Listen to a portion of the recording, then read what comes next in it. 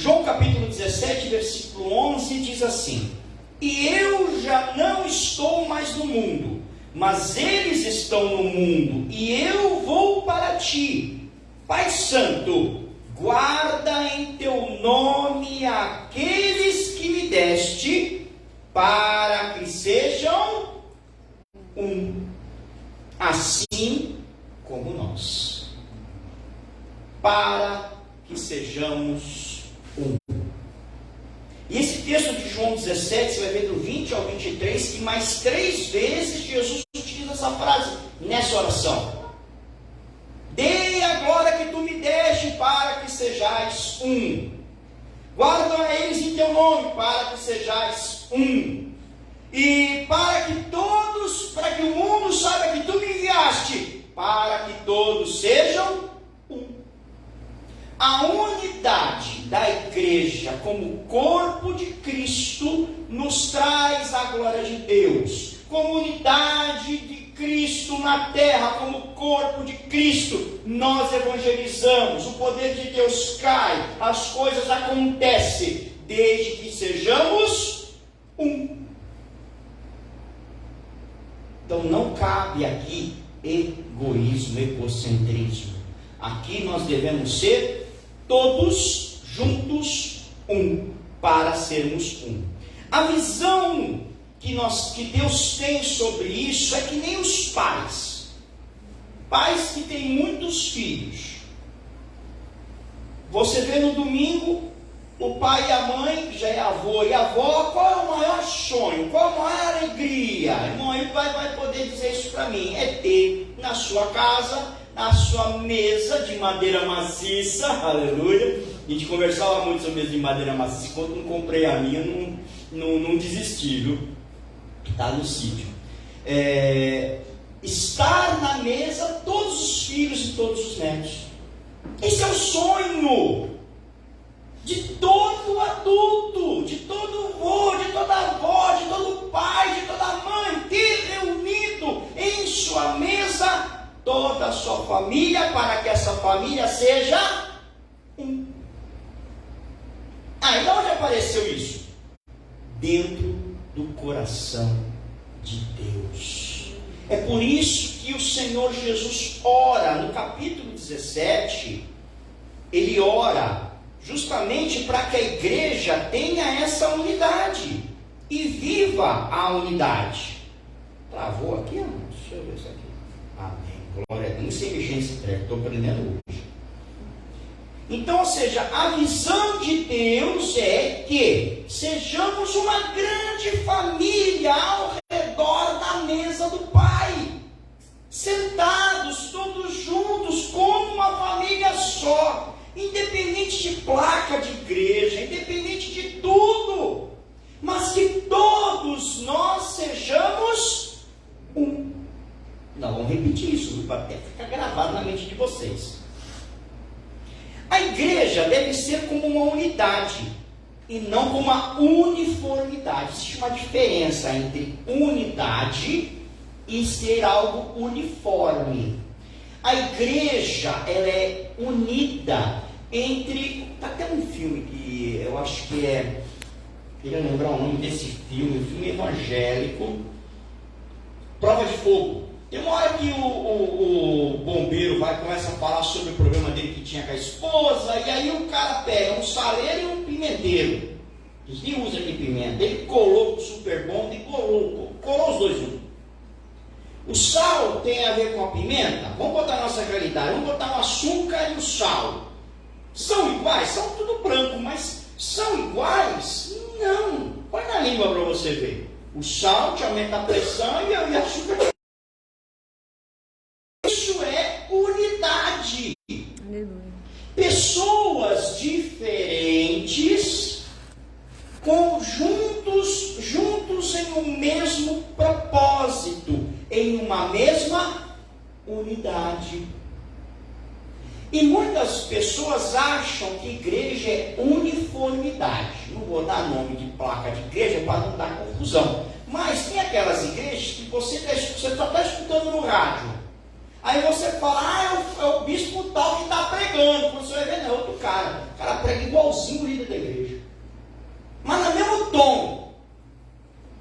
No mesmo tom. Parece que os bordões do bispo, todo mundo repete igual. Isso não é unidade. Isso é uniformidade. Uniforme. Padrão. E Jesus não quer padrão.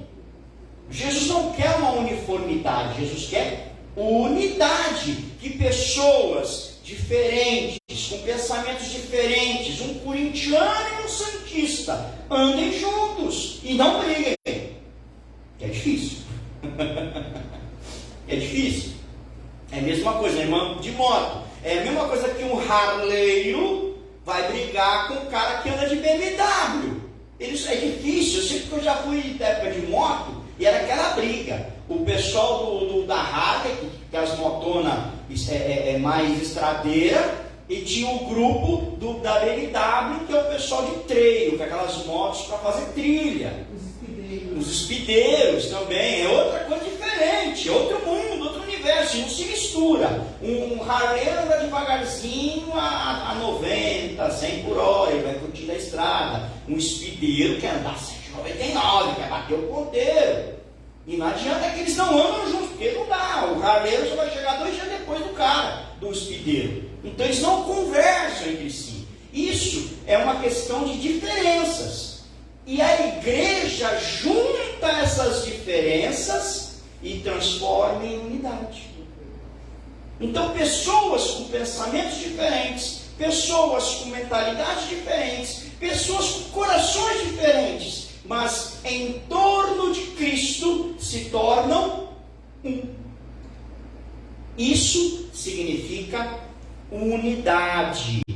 Diferentes, mas não antagônicos. Diferentes, mas todos sintonizados em um só Espírito, em um só Deus, em um só batismo, em uma só fé.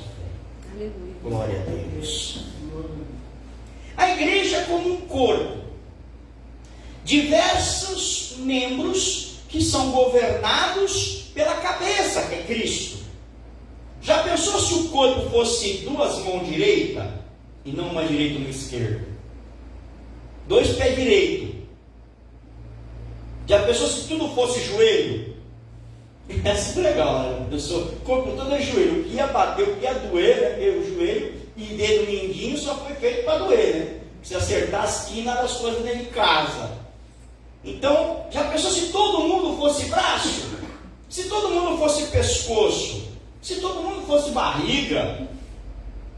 Mas não, cada um na igreja tem a sua função diferente, mas todos juntos, unidos, debaixo da cabeça que é Cristo.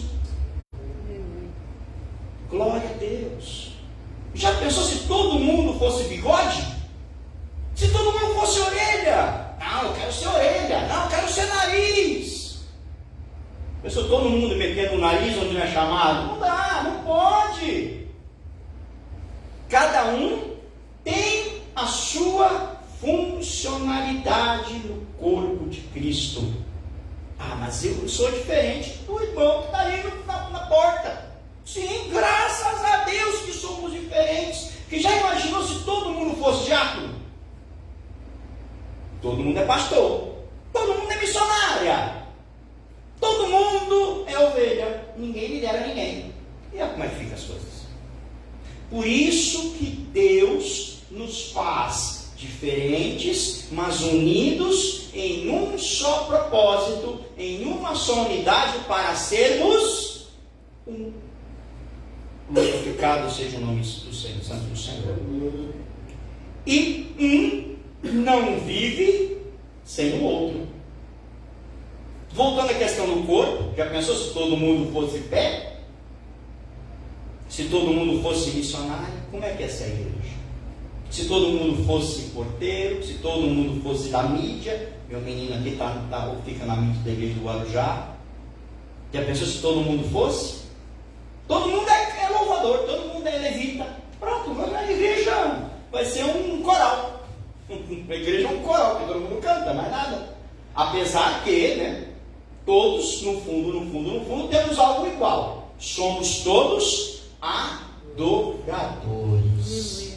Posso cantar que nem a taquara machada, mas eu sou um adorador. Sua voz pode ser horrível, mas você é um adorador. Nunca pare de adorar. Nunca pare de louvar. Mas nunca pare. Eu estava vendo, volto a dizer que o Facebook é interessante, as conversas, né? A pessoa estava dizendo assim: estou com dor na alma. Qual o remédio para a dor na alma? 1 Tessalonicenses 5,18. Por tudo dai graças. Em tudo dai graças. Mesmo quando tudo for ruim na sua vida. Tudo louve. Tudo adore. Mesmo que a casa está caindo. O pau está comendo. Está tudo destruído. Está um vendaval. Adore. Louve. E agradeça. Porque essa é a vontade de Deus em Cristo Jesus. A vontade de Deus é que caia o teto da minha cabeça. Não, meu amado. Deus deseja que você seja grato. Porque até na tua luta, Deus está trabalhando no seu coração. Aleluia. A igreja possui membros com capacidades diferentes, como a gente já estava falando aqui. Efésios capítulo 4, versículo 11, diz assim: e ele mesmo deu uns para apóstolos, outros para profetas, outros para evangelistas, outros para pastores e doutores. Já pensou se todo mundo é professor? Então, para que eu vou pregar? Todo mundo já conhece. Todo mundo é doutor. Então, para que eu vou pregar? Para que eu vou ensinar? Todo mundo já sabe. Não é verdade? Por isso que Deus para os pastores, outro para profetas, outro para evangelistas, outro para pastores e doutores. Por isso que somos diferentes para sermos um. E Deus tem capacitado cada um de nós. Aí vem a minha pergunta: você sabe o teu lugar no corpo de Cristo? Vamos voltar para a metáfora do corpo? O que você é no corpo de Cristo? Uma orelha? Um nariz? Uma mão? O braço? Porque uma mão sozinha não faz nada, tem que ter o braço para esticar a mão. A mão contorce, né?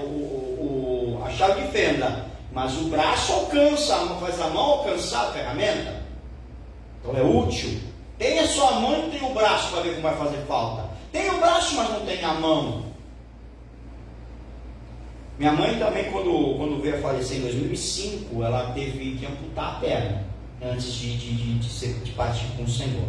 E ela dizia que a perna dela parecia que se movia. Ela sentava lá na cama, disse que a perna dela, ela sentia a perna balançar. Isso se chama efeito fallout, né? Efeito fantasma. Então, assim, imagina o corpo sem a perna. Imagina o corpo de Cristo sem uma mão.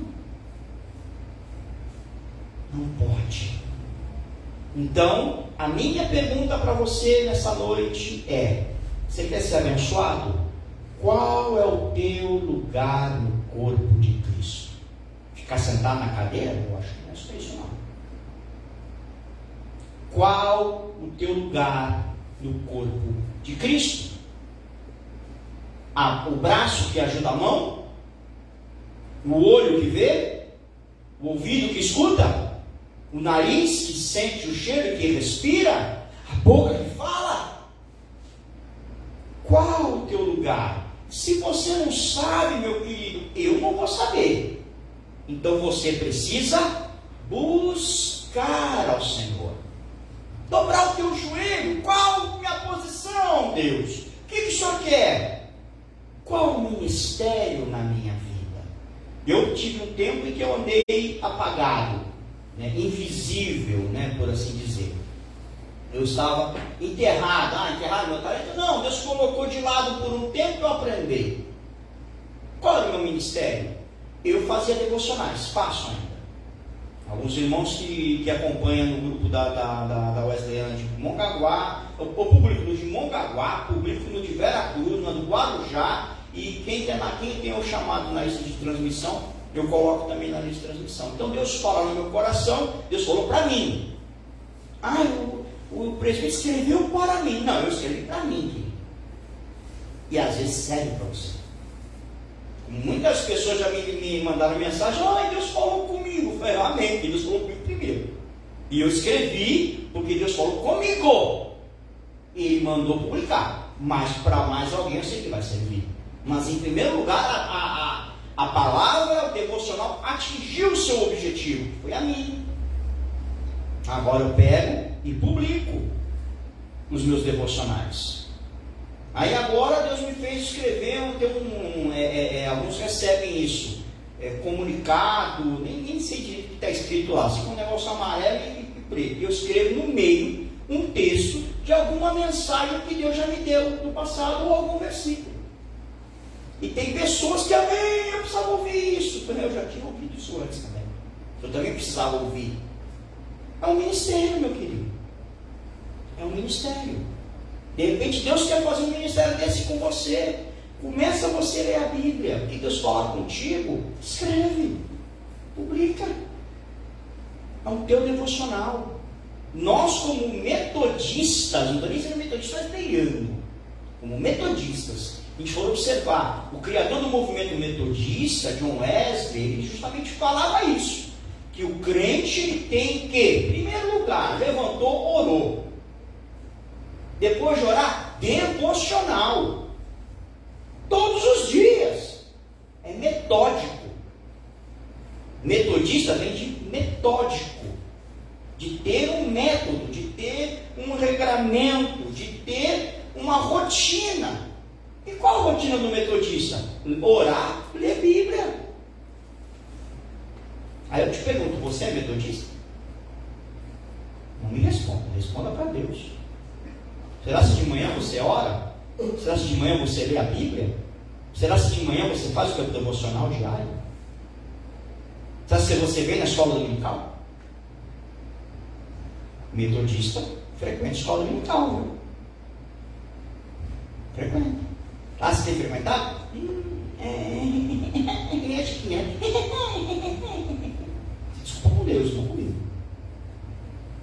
Queremos ser corpo, mas qual é o teu lugar na igreja? Qual é o teu lugar na igreja? Às vezes, teu lugar na igreja é glúteo, só ficar sentado. Não é, Deus não quer que você fique só sentado. Deus não te fez glúteos para ficar sentado numa cadeira. Deus te fez braço, Deus te fez perna, Deus te fez boca, Deus te fez obreiro. Nem que seja da tua própria casa. Você é obreiro da tua própria casa? As pessoas que estão na sua casa vêm para a igreja? Seu testemunho dentro de casa é um testemunho de crente dentro de casa? Ou aqui você é abençoado e em casa é um capeta? Também tem isso. Uma vez teve um testemunho, né? Chegaram para a criança: qual o seu desejo? Na igreja. Qual o seu desejo? Eu queria que meu pai fosse em casa comer na igreja. Chegaram meu pastor: por quê? Chega em casa, ele me bate, chega em casa, ele briga com a minha mãe, chega em casa, ele fala palavrão, chega em casa. Na igreja, ele é amoroso com todo mundo. Então eu queria que meu pai em casa fosse igual ao meu pai na igreja. Isso é testemunho verdadeiro, querido, não é metáfora não, tá? Como é que você é em casa? Você é igual na igreja? Qual o seu lugar no corpo de Cristo? Vamos passar porque já são 9h20. Daqui a pouco a missionária me expulsa daqui. E não cheguei nem a metade da mensagem. Por sinal. Vamos correr. A igreja possui diversidade de dons espirituais. Nós falamos de dons ministeriais. O corpo de Cristo é dons ministeriais e dons espirituais. Para a gente discorrer rapidamente 1 Coríntios 12, 4 a 11. Depois você anota aí, porque vai ser bom fazer uma leitura em casa. Onde há diversidade de dons, há diversidade de dons, mas o Espírito é o mesmo.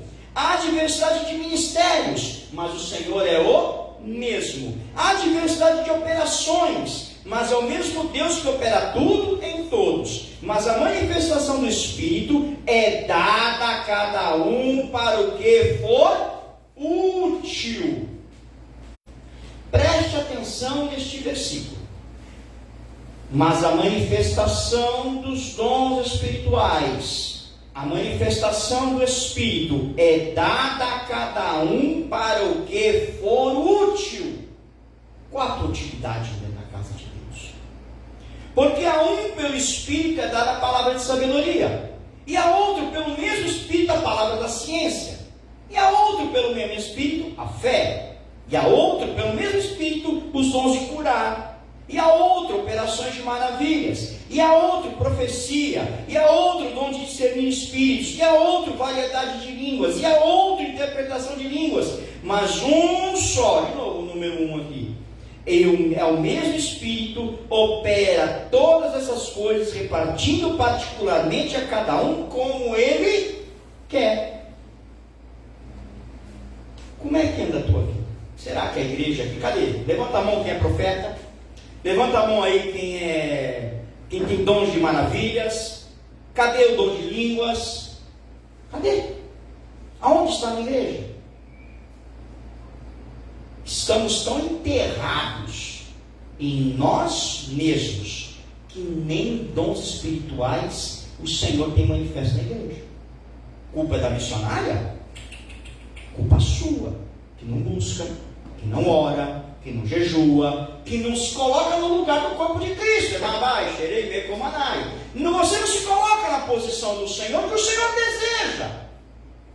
Aí você reclama que a obra não cresce, aí você reclama que as coisas não acontecem, que a tua vida é do mesmo jeito. Lógico, você está preso. É você. E hoje o Espírito do Senhor está neste lugar para chamar a tua atenção, para trazer para a unidade, para trazer para você reconhecer o seu lugar dentro do corpo de Cristo. O dia é hoje. Só na Bíblia são 21 dons. 21. Você tem quantos? Quantos dons você tem? Quantos dons você busca? Não tem. Quantos você está buscando? Vamos baixar a nota aqui. Quantos dons você está buscando hoje? Nem sabia que tinha os dons. Vem para a escola dominical. Romanos 12, 6 a 8 também diz mais sobre dons. Se eu continuar aqui, nós vamos embora e eu não consigo nem chegar onde eu tenho que chegar. Depois a gente vai falar, num culto posterior, a gente fala sobre dons espirituais. É muito importante. Uma igreja sem dons espirituais é uma igreja sem ferramentas.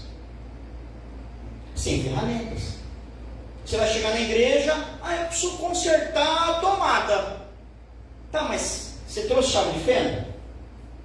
Estou falando isso que eu nem sei mexer com essas coisas. Eu vou pegar um prego, arrebento na parede e o prego não fica. Tá? E eu sou assim, sou desse jeito. Mas você trouxe uma chave de fenda? Você trouxe uma fita isolante? Você trouxe um alicate para poder olhar? A igreja sem dons é uma igreja sem ferramentas. Cadê seus dons?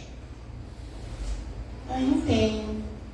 Eu começo a buscar a partir de hoje. Isso eu preguei dia 1º de janeiro no Igreja de Guarujá.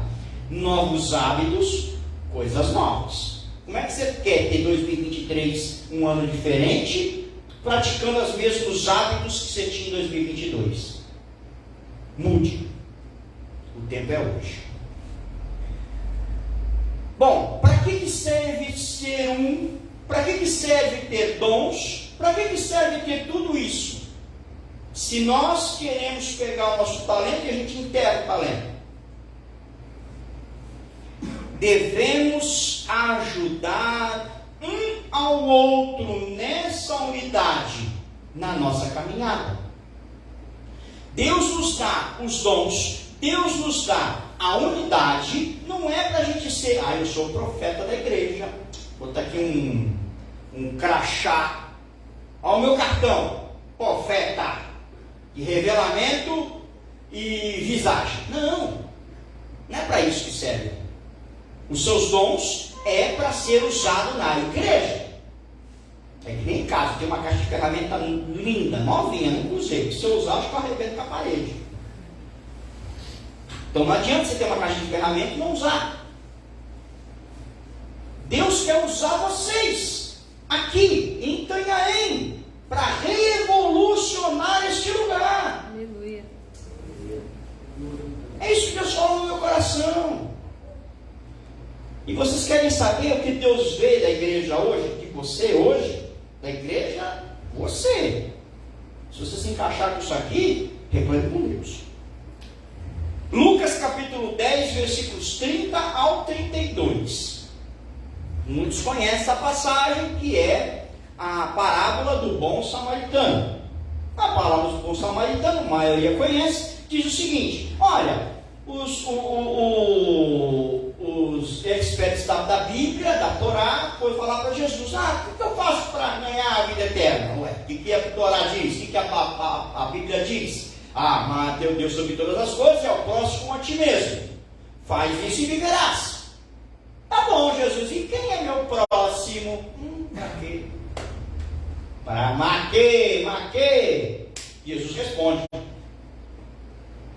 certo homem descia de Jerusalém para Jericó e veio a cair em mão de salteadores, os quais, depois de tudo lhe roubarem e lhe causarem muitos ferimentos, retiraram-se, deixando-o semi-morto.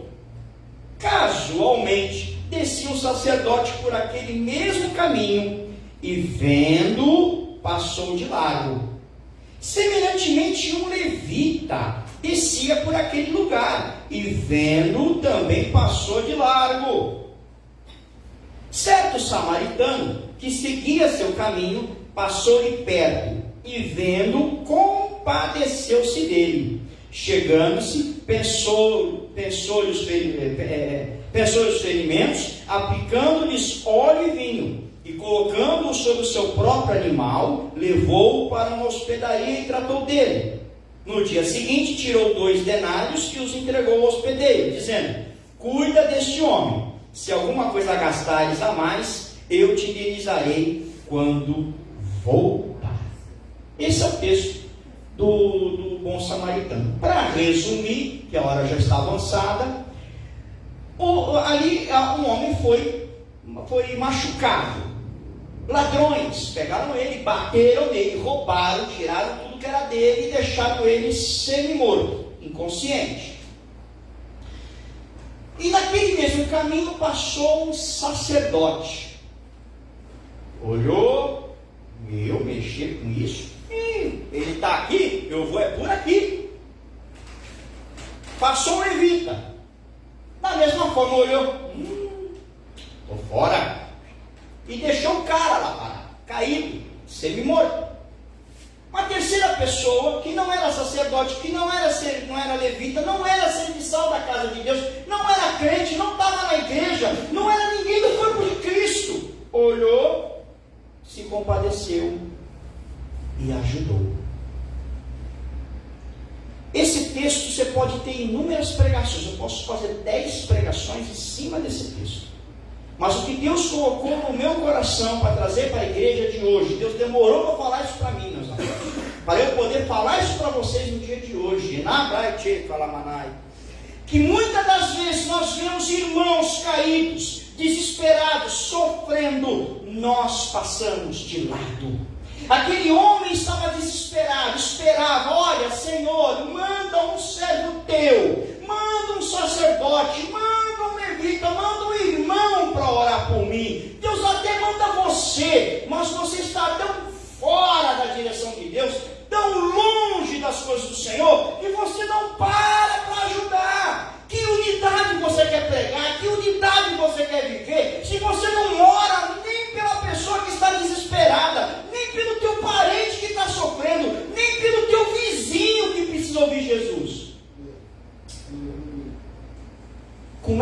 quer ter unidade? O Senhor te cobra no dia de hoje. O Senhor te cobra no dia de hoje. Vou contar mais um testemunho. Quem não é testemunho? Isso é testemunho. Isso foi acho que foi na Wesleyana, isso. A pessoa falou para a igreja que ele ia ser missionário na França. Deus chamou para ser missionário na França. E aí os pastores se reuniram, então tá bom, vamos fazer entrevista na casa dele, vamos visitar o sujeito. Foram lá, sem avisar. Tocaram a campainha. Ninguém atendeu a porta. Chegou o vizinho. Aí eles começaram, você conhece o fulano, o irmão fulano de tal? Irmão? Nem sabia que era crente. É crente ele? Sim. E o pastor percebeu que ele tinha um leve sotaque francês. O senhor é francês? Oui, eu sou francês. Ele falou hoje, eu nem sabia que ele era crente. Se o cara quer dizer que é missionário, quer ser missionário na França, não evangelizou nem o vizinho, o que ele vai fazer na França?